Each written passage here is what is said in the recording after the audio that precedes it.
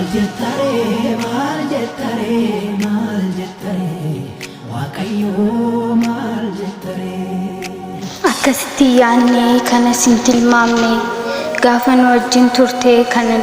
kana jira jettee nagaan itti dhaamne guyyittiin hamtuudha guyyeetti fudhatte kaayyoo keeraa si maksee namnis garaa jabaate maali garaan hamaan akkasii kan lubbuu keetti murteesse utuu garaa si laafiin dhiiga kee kan lolaase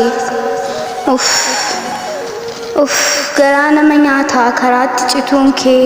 waan goonus hin qabnu sin gatii waaqni kee akkam garuu nu yaadne ijoollee gurmuu kee nuti si yaadneerraa akkamiin turtaa deebitee dhufuun kee nuti si yaadneerraa akkamiin turtaa deebitee dhufuun kee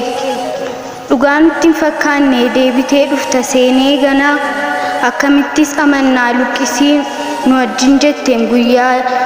ayyaana gannaa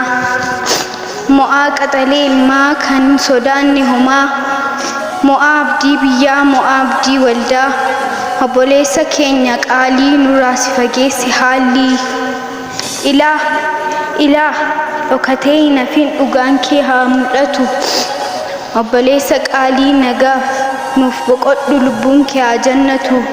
waaqni ati jaallattu ofitti si haa qabu qulqulloota keessaa buufanni kee haa ta'u kan tolootaa keessaa nuti si jaallannaa kabaja siif qabna keessa keenyaan baddu gaafa hunda si yaanna mo'aan obboloonni kee si jaallannaa mo'aan nuti obboloonni kee si kabajnaa dhugaan kee dhokatee hin hafin waaqayyo dhugaa kee siif haa baasu gatiin kee waaqa irratti gonfoo jireenyaa siif haa ta'u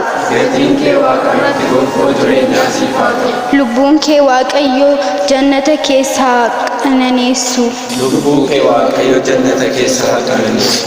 maal jettare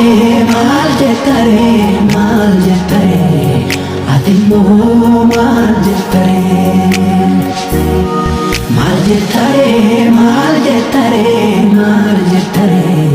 mee jedhi